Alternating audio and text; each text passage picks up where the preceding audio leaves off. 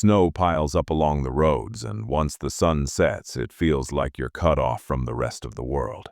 That evening, I returned home later than usual. A snowstorm had slowed traffic, and by the time I pulled into my driveway, it was already past 7 p.m.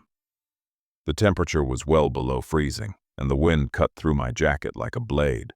I remember feeling relieved as I stepped inside and locked the door behind me.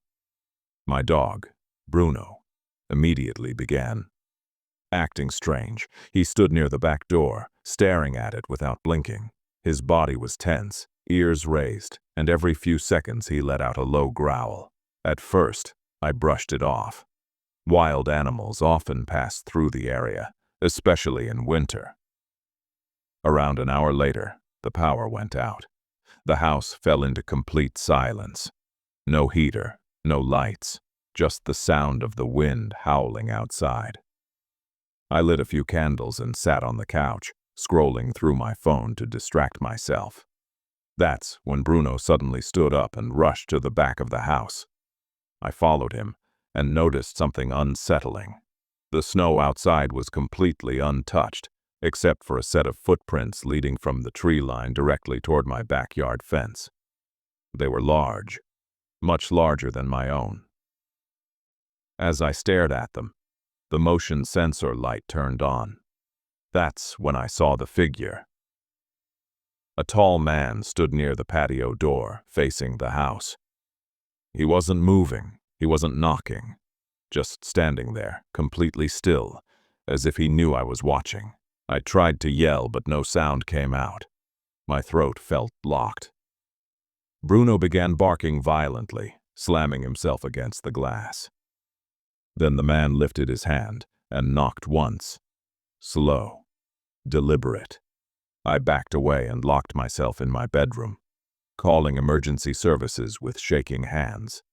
The dispatcher told me to stay quiet and keep the line open. I could hear movement in the house. Soft footsteps, careful, unhurried. A loud crash echoed through the hallway. The patio door had been shattered. Footsteps moved closer, stopping just outside my bedroom door. I could hear breathing on the other side, slow, controlled, almost patient. The handle never turned. The person simply stood there, listening. Those minutes felt endless. Suddenly, the footsteps retreated. Moments later, the back door slammed shut. When police arrived, they searched the house thoroughly. Nothing was stolen, no fingerprints, no sign of forced entry besides the broken glass. But what unsettled them most were the footprints outside. They led from the forest to my house, and then stopped, right in the middle of the backyard. No return trail, no explanation. I stayed with relatives for weeks after that. Even now, Bruno refuses to go near the back door at night. And every winter, when the snow falls fresh and untouched, I still check the yard before stepping outside. Because some tracks aren't meant to lead anywhere. For clarity, I should mention that I live alone and have a mild hearing impairment. Loud sounds are fine, but subtle noises, footsteps, whispers, distant movement, often go unnoticed unless I'm actively paying attention. This detail becomes important later. This incident happened last winter, around mid-January. I live in a small rural town where houses are spaced far apart and surrounded by woods. During winter, the area feels abandoned,